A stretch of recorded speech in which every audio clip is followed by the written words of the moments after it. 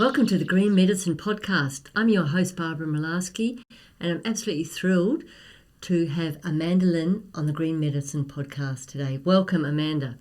Amanda is a woman of many, many talents. She's also been my friend for 25 years and a colleague. She's an internationally accredited kinesiologist, aromatherapist, teacher, and the founder and creator of the Eye-motional Processes, which are 6 kinesiology meditation processes that combine eye movements and auditory processing. They hold the key to releasing trauma and stress, health and healing. Today we're going to hear about what kinesiology is and discover what the eye-motional processes are and how they came about. Amanda developed the eye-motional processes at a time in her life when she was suffering much adversity and trauma. During this podcast, Amanda is going to share her journey with you and how the emotional processes were born. Amanda, so pleased you're here. Amanda, love to hear about what holistic kinesiology is and how long you've actually been a practitioner for. Well, thanks, Barb, and thank you so much for having me on. It's so wonderful to spend time with you, and I love what you've done with the School of Green Medicine. I just want to say that. So, holistic kinesiology is the use of manual muscle testing for biofeedback of the nervous system. Developed originally by Dr. Robert Lovett, who was an orthopedic surgeon. Then many years later, in 1964, manual muscle testing was picked up by Dr. George Goodhart, who's a chiropractor. From there, kinesiology and holistic kinesiology and applied kinesiology was born, and it looks at the stress that's held in a person's body, in their chemical disposition, their mental and emotional disposition, and their structural disposition, and their energetic being. That's kinesiology. There's also another strand of kinesiology that focuses more on physical sports and gymnastics, and it works on strapping and taping, and it was developed in 1854.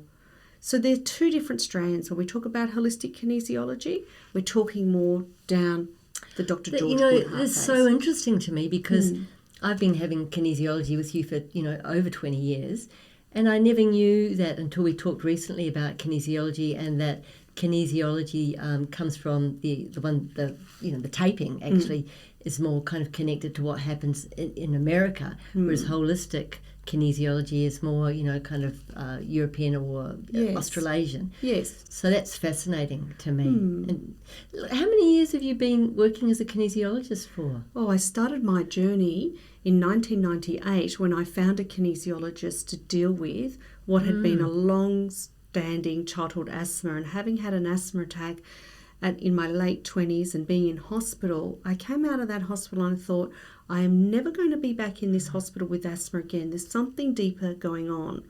And I found a brochure to go to a kinesiologist to look at the bio-emotional layers of my disease, and that spoke to me.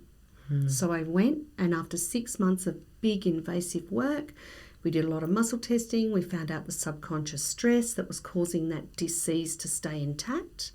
And then after 6 months, my kinesiologist said, would you like to come and learn it? So I started my training in 1999. Wow. And since then, I've picked up 5 different strands of kinesiology training. That's incredible. I mean, you've got an exceptional background and training, and that's what I love that's so comprehensive about the work that you do. And I think my experience of kinesiology, and also my clients, because, it's great being able to cross-refer, is working on that emotional component, because often, in talk therapy, people don't necessarily know the deeper reasons why they might be experiencing certain kind of, problems physically or mentally. But that's what I love about kinesiology, how it bypasses the conscious mind and works on the unconscious material that you don't even know is there. It's absolutely brilliant. So I'm very, very interested to talk with you about the emotional processes and how they came into being developed. And Of course. Yeah, well, that's my masterpiece of work, and it's brain rewiring kinesiology through the use of eye movements and eye positions. Now, a lot of people have heard of EMDR, or eye movement desensitization reprocessing, developed by psychologist Francine Chapereau in 1985. But what many people don't know, Barb, is that eye movement kinesiology was developed 3 years prior to that. in 1982 by Dr. George Goodhart. And in that, he found that certain eye positions held stress and trauma. And if you think about it, when we roll our eyes in a certain way in displeasure, we're actually capturing a memory, a stress, a trauma that's in our subconscious or unconscious mind. Because trauma and stress gets locked in a different part of our brain, coding of that can't be processed well in the brain. It gets stuck into the limbic system. So when we have a memory and we roll our eyes or we look in a certain way when a trauma occurs, that gets stuck as a memory, as a trauma, and then it imprints in the brain. And people find it hard to move past that memory, past that trauma. For kinesiologists, what we do is we use some muscle testing to look at what is the eye position of stress, what is behind that, what emotions, what feelings, what bio-emotional layers in the body are being stored, so that the person can bring the unknown stress to the known. And they'll often say, oh yes. I recently had a client who had been in a car accident, and this particular client at point of trauma dashed his eyes across to the right, and that's where his eyes had remained in a trauma position. Wow, so when something, it was amazing. And I get that a lot. So we're looking at when did this point of trauma occur? And when we see that trauma, we say, well, this is why this person can't deal with sudden things that they don't know the outcome of, because they'll dash their eyes and will bring up unconscious emotions. So that's what Eye-motional Processes does. It delves into and works upon the founders of eye movement kinesiology, which is Dr. George Goodhart, and those other kinesiologists that came after him, and their research. And what I've gone and done since 2013 is develop upon that material, but more so as a way to heal myself. So there are 12 eye positions and different eye stress positions that delve into what Eye-motional Processes can release. Wow, that's so interesting. I mean, I think it's very fascinating that you did that too during a time when you were going through like a lot of difficulty and trauma yourself. And I think if you're happy to share some of that, might be very helpful for viewers to hear, some of what your journey is and how that's actually helped you develop this, incredible tool. Absolutely. Well, like anyone who's got trauma that's locked in there, generally most of the time it's come from childhood patterns and conditions that you've actually kept locked inside of you. You've got on and you've survived. And then other traumas and different emotional stressors come along. And when that occurred for me in my adult years, I'd had a situation in my family where there was a triple homicide in my family in 2004, and it caused a lot of stress and emotion to come up from my childhood. Not long after, I also got divorced. So both of those traumas remained stuck in me as stress and emotions. And 10 years on, I'd lost a lot of my positive mindset that I had established as a kinesiologist earlier, and I'd lost my way. And you and another friend said to me in 2013, Amanda, what are you doing? Why are you like this? Aren't you using your kinesiology to try to heal your mind and heal your life? Because you're really not on track with this. And I took that and I thought, this is really poignant because I've heard it twice in 1 week from two different people who don't really know each other. So I think there's a message for me. So I went into my spare room and I picked up my clinic tools and I started to muscle test. What did I need to heal?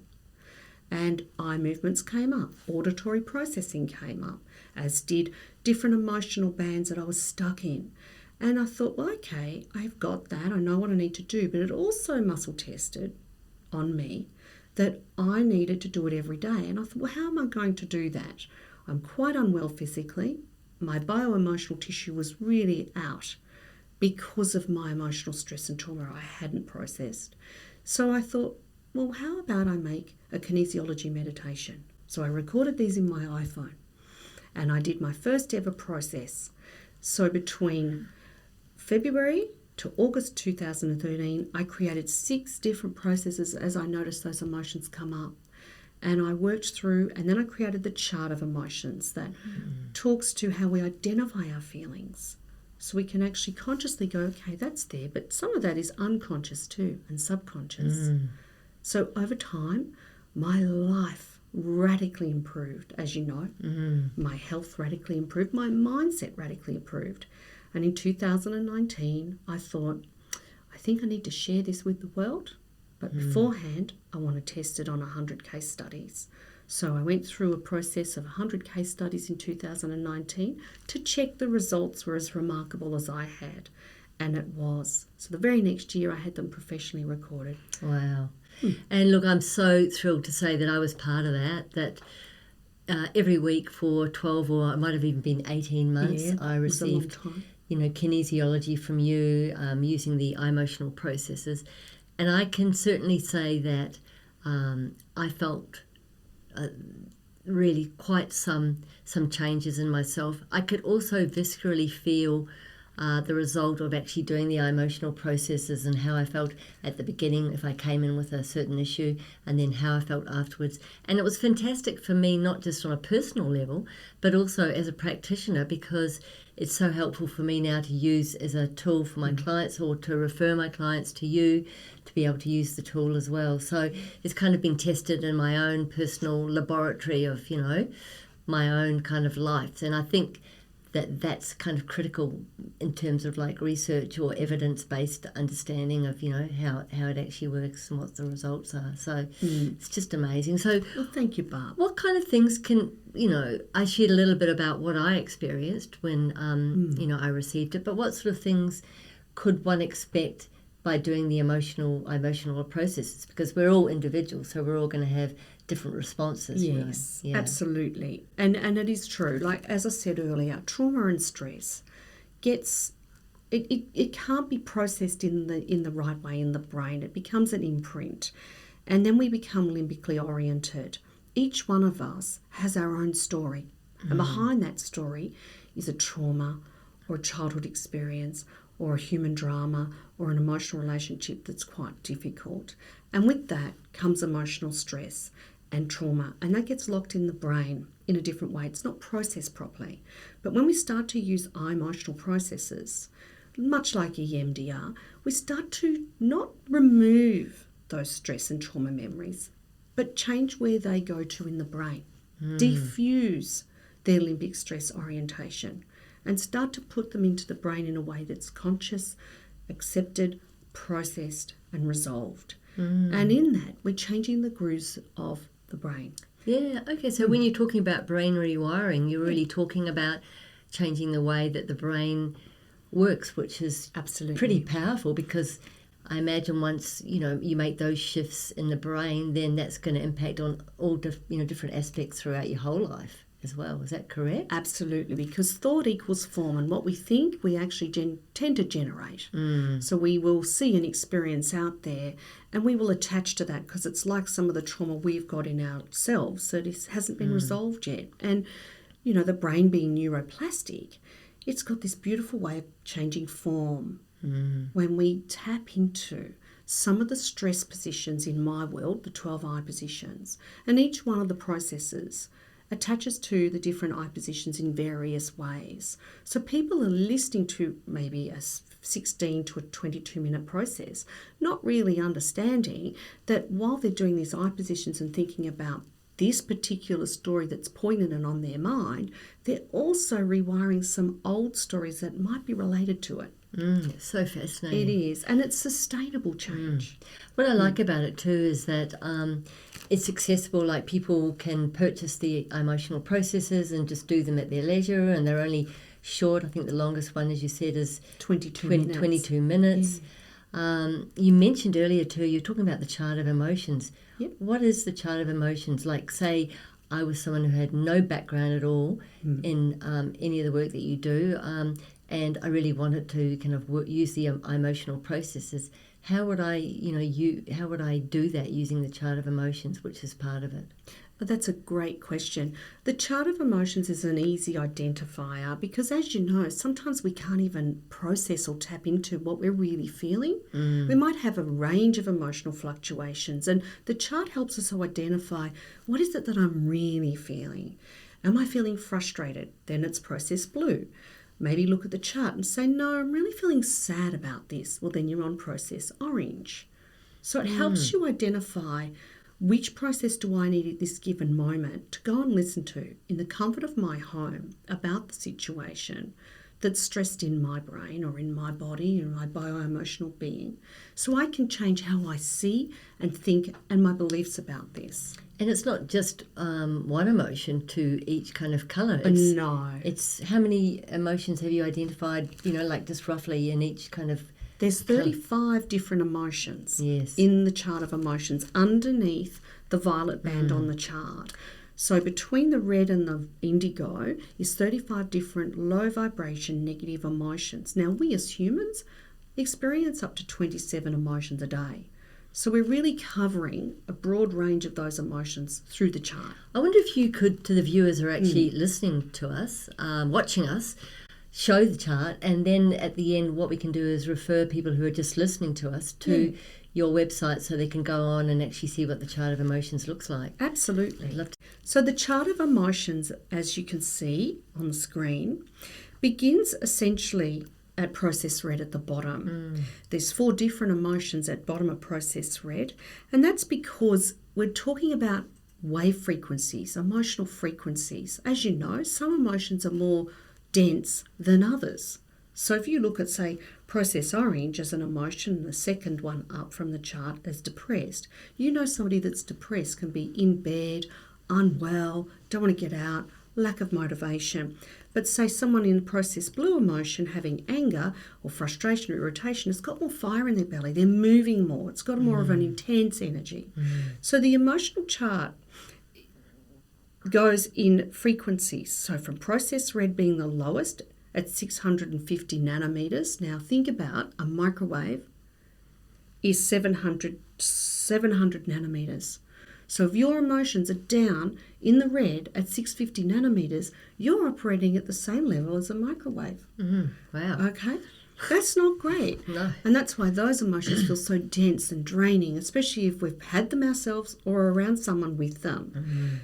And then as we go up the chart, we move up in the phase of the nanometers. So we might go into a wavelength in the indigo where it's 450 nanometers. And up into the cosmic layers, we're looking at the 300, 400 nanometer layer, which is the cosmic layer. So these are all about emotional energies on the chart. So this is so fascinating. So we're talking about frequency fields, each of them having a weighting or an energy, How did you come up with that? How were you able to measure that, or was this just something that came out of other work as well? Yeah, Nikola Tesla, he said, if you want to find the secrets of the universe, you've got to think in terms of energy, frequency, and vibration. That concept aligns perfectly with Isaac Newton's work on color frequencies. He goes into the light frequencies that travel at the speed of 300,000 kilometers per second. By blending Tesla's insights on energy and vibration and Newton's color theory and vibration, the chart of emotions provides a framework for checking in on your emotions and knowing whether they're light or heavy and what you can do about them to rewire them and change the frequency of them into more improved feelings. So it makes sense that if I'm in a protracted or a long stage of feeling depressed, that then I get physical symptoms that match. Like I might feel heavy, I might feel a lot of physical symptoms that might relate to not being able to sleep properly. I might not feel very connected or communicative. There's a whole range of symptoms. So we're saying there's a physical manifestation as well. Absolutely. And you hit the nail on the head before when you said everybody manifests differently. But emotions are energy in motion. And bio-emotional tissue, which is your body, takes on emotional energy. And then we get dis-ease. And if you love the work of Louise Hay, she's all about the emotions and the beliefs create the dis-ease. And if you want to heal the dis-ease or get some sort of calm from the dis-ease, you've got to look at the emotional cause. That's why we work so well together in our clinical settings. And when it comes to, going back to how this chart was even formed and the processes were created, as I said earlier, having had a triple homicide in my family in 2004, and then within a year having my divorce occur because of the stress and the trauma, all those things broke down, and my whole life as I knew it broke down. I lost everything, including my business. And then I held on to and built upon these emotions of anger, worry, resentment, powerlessness, fear. And I just kept adding to it over a 10-year period. And then in 2013, after our little chat and my other girlfriend's chat in the same week, from February 2013, I started with indigo, which was the top. I started right up here because I felt overwhelmed with my emotions, unheard. I was suffering deeply with fibromyalgia. I was tired of my body. There was a lot of emotional biotissue going on. In February the 27th, 2013, I then switched into Process Blue because I noticed I was feeling angry and frustrated. So in that 6 months of 2013 where these processes were created, as I noticed an emotion come up in me, I think, I don't have a process for that. I haven't rewired those feelings. I need to go and create one. So in the creation of the processes, in kinesiology, we use hand modes and formats. So we might put like mudras. Kinesiology uses meditative mudras, and each one of those mudras opens a portal of energy. And when we muscle test against that mudra, we're opening a portal of energy and information on that person. When it came to creating these processes, different portals of energy and mudras have been placed into them inside the recording studio to create the energy frequencies that they hold today. Wow, that's so powerful. I use Insight Timer from time to time, and that's an app that has a lot of meditations and uses music as well. But to have something like the Eye-motional Processes that actually has something like a mudra or the hand modes that are used in kinesiology really makes it very powerful and potent. And I can see, and I've experienced it myself, of course, how powerful it is, because having experienced it myself and feeling quite different after listening to 20 minutes of an eye-motional process. You know, what are other people's experiences, or what might they experience when they're doing the eye-motional processes? That's a great question. And I go back to, I call it a little bit of kinesiology in your back pocket. Okay. So when you want that little topper, or if you can't get to a session, which of course kinesiologists are using this internationally on their clients, this tool, but you can also use it for your home play, for your home support, or as a self-guided tool if you're just looking for that mindset change. So what occurs is, say you choose a process, and you might choose Process Blue, for example, 22 minutes. The start of that is all energetic frequency. So it's like a meditation. So you enter in through the meditation, and my sound healer, Nerese, who put all the background music on, she's incredible. She's very, very clever at crafting very energetic, meditative pieces of music. She is. So she's got the sound bowls and the forks and all the tuning pieces in there. And so you start this meditative space, and in that, like everything, our amygdala starts to atrophy. We start to relax inside the limbic system, as does occur in any meditative space. But then we start the eye positions. And we're asked, through my voice, you're guided, think about these emotions and these stories that are attached to these emotions as you move your eyes left to right, or up and down, or in a circular position. And those are the things we're asking people to think about. And in doing that, they're rewiring their thoughts.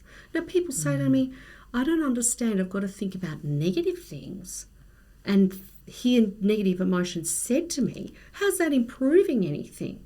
And I say, because trauma gets locked in the brain in a different way, and so does stress. It's coded differently. So we need to have those eye positions and the auditory processing of those words, because you're going to be thinking about those terrible stories anyway. But when you're rewiring your brain and changing the coding and changing the grooves around those trauma stories, you're changing your mind, you're changing your emotions and your beliefs and your life. Wow.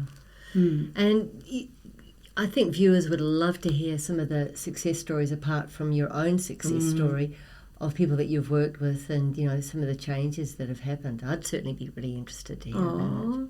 Yeah, there are so many. Like, there's hundreds. Like, obviously, you can do eye-motional processes inside a kinesiology clinic setting, as the kinesiologists are doing now, or you can do it self-guided. So some of the things that I've had come up is people that have had childhood traumas.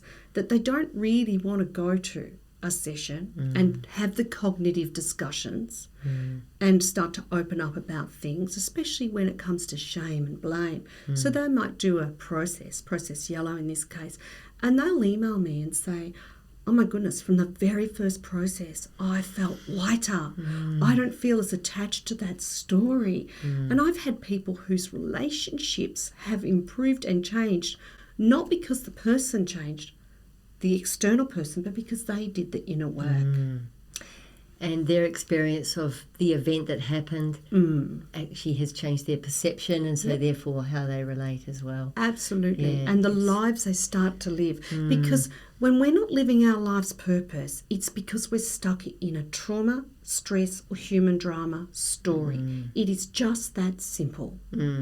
And so many people don't live their life's purpose. But when we start to rewire those stories, we don't realise we're starting to expand our consciousness, and our mind isn't filled with trauma stories and beliefs and doubt and emotions. It starts to become more expansive.